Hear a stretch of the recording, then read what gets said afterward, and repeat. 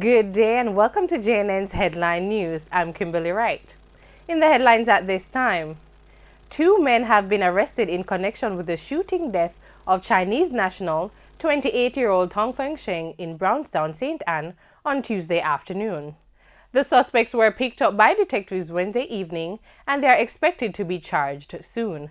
Mr. Cheng was shot at his business place as he sat in his vehicle.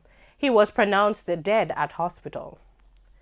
Justice Brian Sykes is now the Chief Justice of Jamaica. He was officially appointed by the Governor General at King's House on Thursday morning. His status has now upgraded from acting Chief Justice. There are reactions of approval from the legal and human rights communities towards the decision.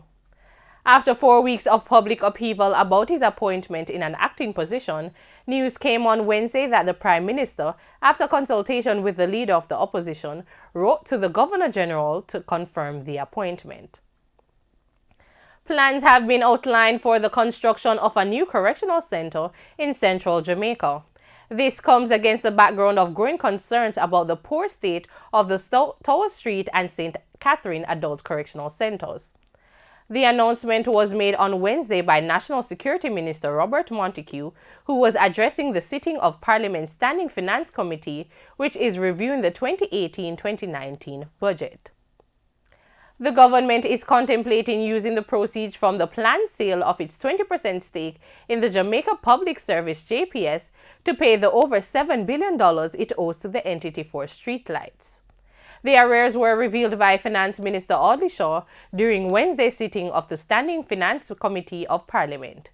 In 2017, the outstanding debt stood at $5 billion. Mr. Shaw said his ministry is looking at options for making the payments.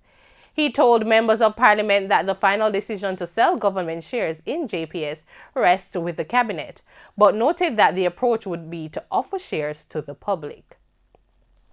The Inter-American Development Bank (IDB) has provided $248 million in loan support for 3 key government entities. $160 million has been earmarked for the Public Sector Transformation Project, $68 million for the National Identification System (NIDS), and $20 million to further boost national security technology inputs. Finance Minister Audley Shaw and IDB President Luis Alberto Moreno signed agreements formalizing the provisions. Trinidad's National Flour Mills has refuted claims that it is dumping its products in Jamaica. Chief Executive Officer Kelvin Mahabir told local newspaper that the company's prices in the market are very competitive. Mr. Mahabir said National Flour Mills has been exporting to Jamaica for some time. He said since the start of the new milling plant in Jamaica, there has been an issue.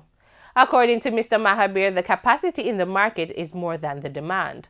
Dumping occurs when manufacturers export a product to another country at a price that is below the price in the home market.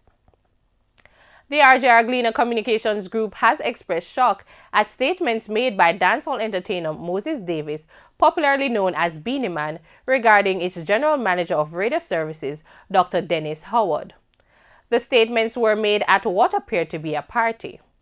The RJR Gleaner Group says it has no choice but to bring the matter to the attention of the Police High Command to assist Dr. Howard in improving his security and in any legal support that he needs.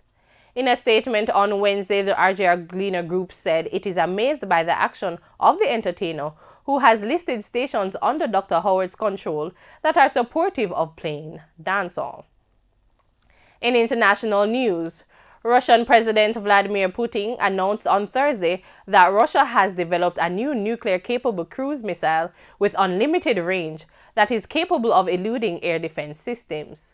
He boasted that his new weaponry will render NATO defenses completely useless, delivering a warning to the world about Russia's resurgent military might. He also said Russia had developed an invincible missile that can deliver a warhead at a hypersonic speed. And those are the stories in the headlines. Join us at 8 p.m. for more details in Frontline News. I'm Kimberly Wright. Pleasant viewing.